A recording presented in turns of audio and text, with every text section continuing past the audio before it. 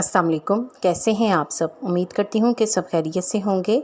आज मैं आपको ज़बरदस्त किस्म की टिप्स बताऊंगी जो आपके घरेलू ज़िंदगी में बहुत ही काम आएंगी। इसलिए वीडियो को लाइक और शेयर ज़रूर करें और पूरा देखें ताकि कोई भी टिप आपसे मिस ना हो सके। प्याज को फ्राई करना हो तो प्याज को कॉर्नफ्लावर लगाकर फिर फ्राई करें। इससे प्याज क्रिस्पी फ्राई होंगे। कटी हुई प्याज को जल्दी ब्राउन करने के लिए इसे थोड़ी देर धूप में रखकर सुखा लें। थोड़ी देर के बाद जब वो सूख जाएं तो इन्हें फ्राई करें। इस तरह से प्याज जल्दी ब्राउन भी हो जाएंगे और वो अलग अलग भी रहेंगे। आप इस तरकीब से हलीम और बिरयानी में डालने के लिए प्याज को फ्राई करें तो इंशाल्लाह ताला आपको इसका बहुत अच्छा रिज़ल्ट मिलेगा। कालीन की सफ़ाई के लिए टिप्स। कालीन की सफ़ाई के लिए नीम गर्म पानी में थोड़ा सा वॉशिंग सोडा मिलाकर तिनकों वाले झाड़ू की मदद से खड़े होकर सफाई करें तो कालीन चमक उठेंगे। अच्छे तरीके से तमाम धूल मिट्टी साफ़ हो जाएगी। इसके अलावा जब भी कालीन पर वैक्यूम करें तो वैक्यूम करने से पहले इस पर थोड़ा सा बेकिंग सोडा छिड़क दें। इससे कालीन में एक नई ताज़गी आ जाएगी क्योंकि बेकिंग सोडा के इस्तेमाल से कालीन में मौजूद स्मेल जो है वो भी ख़त्म हो जाएगी।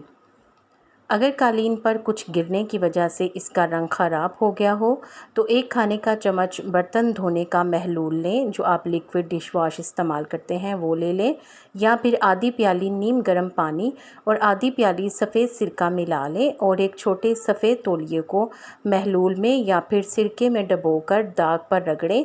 अगर तो दाग नया होगा तो 3-4 मरतबा रगड़ने से ही साफ़ हो जाएगा और अगर वो दाग पुराना होगा तो आपको इसके लिए थोड़ी सी ज़्यादा मेहनत करनी पड़ेगी, लेकिन कालीन बिल्कुल नया हो जाएगा।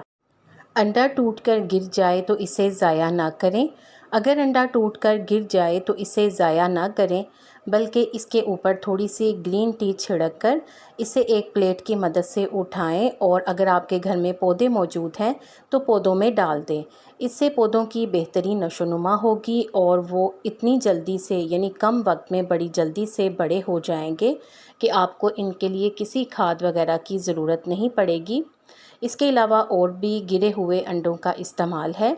गिरे हुए अंडों को डबल रोटी की मदद से साफ़ करके घर से बाहर दरवाज़े के कोनों में डाल दें तो इससे चींटियां घर के अंदर नहीं आएंगी। इसके अलावा अगर आपको पता हो कि लाल बेग अंडों को खाना बिल्कुल पसंद नहीं करते, अगर अंडा ज़मीन पर गिर जाए तो इसके ऊपर कोको पाउडर छिड़कें और इसे किसी ऐसी जगह पर डाल दें जहां पर लाल बेग आते हों। कुछ देर के बाद आप देखेंगे कि सारे के सारे लाल बेग वहां से भाग जाएंगे क्योंकि उन्हें अंडों की स्मेल अच्छी नहीं लगती।